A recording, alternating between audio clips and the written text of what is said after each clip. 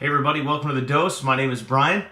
I love me some technology. And those that know me, you know this is true, man. I got the latest, greatest desktop computer, latest, greatest laptop computer. I've got my iPad, I've got my smartphone, I've got my LinkedIn, Twitter, and Facebook, and I'm all digitally connected, man. I get so aggravated when I put something in the calendar and it doesn't sync up right away, and right? And 5 years ago, none of this was possible, okay? Now I've got my automatic texting programs, and I've got my email program and set up, and so I got my address book so I can disseminate information, and all of this technology is super fantastic. And, for all of the things that we have today that are supposed to save us time and make us more efficient, have you noticed that 5 years ago when we didn't have all these things, somehow we still managed to get the job done, and in many cases, we were more effective 5 years ago than we are today.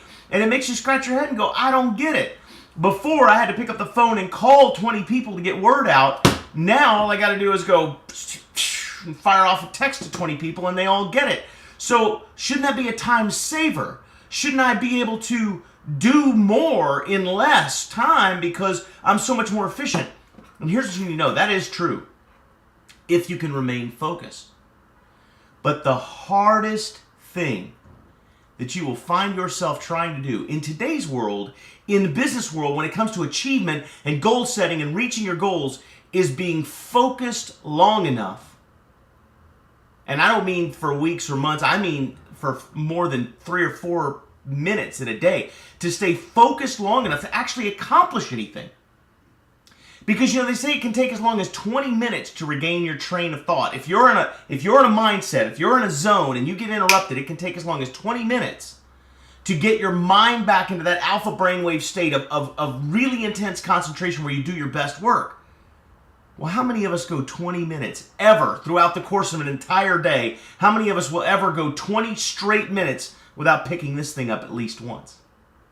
How many of us will go 20 minutes without glancing to see if we got a new email?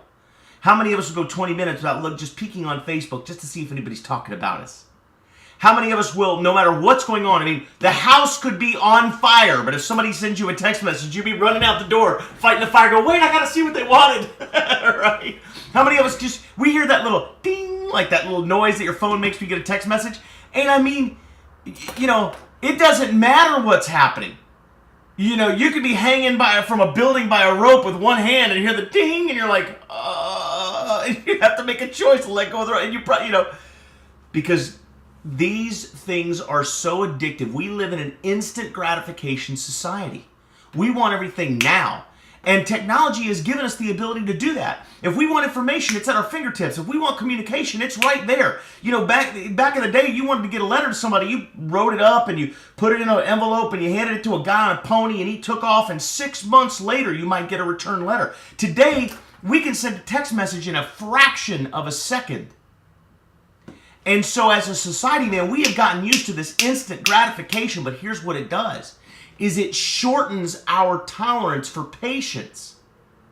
And as a result, we find ourselves addicted to that instantaneous feedback, that instantaneous communication, that instantaneous access to information. And so it makes it really difficult when we're trying to sit down and do a project or really focus on something. It makes it very hard because the text message dinging going off and the emails happening over here and the Facebook lighting up over here, and it's very, very distracting. It's like taking a young child or a kitten and putting them in a kaleidoscope, man. They're just like all over the place. Oh, you go, ooh, right? This is what we do as adults, but we do it in a technological way.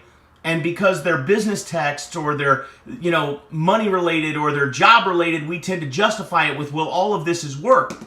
But then what happens is throughout the course of the day, man, we're like an octopus on roller skates. We're all activity, but no direction. So here's what I encourage you to do. Be masterful of all of this technology you have at your fingertips. Be in control of that technology. Set aside 30 minutes to answer emails and then just shut the email program down and don't open it again until you're ready to spend another 15 or 20 minutes answering emails. If you're in the midst of a really important spreadsheet or a project or something that requires a lot of brain power, a lot of thought, a mastermind session or something like that, just turn this off for 30 minutes. It won't hurt anything. Trust me. Seeing that cute picture of Susie's cat or getting the latest update on Joe's vacation in Tahiti is not, it's not going to mean life or death to not get that information for another 20 or 30 minutes. Become the master of all of this technology, and here's what will happen. You'll find that what the technology was designed for, which is to give you more of efficacy, to give you more efficiency, to give you more effectiveness, you will recapture that. It'll become yours again because you'll become the master of the technology instead of allowing the technology to be the master of you. And that may very well be the hardest thing that you'll have to do. And that's the Daily Dose.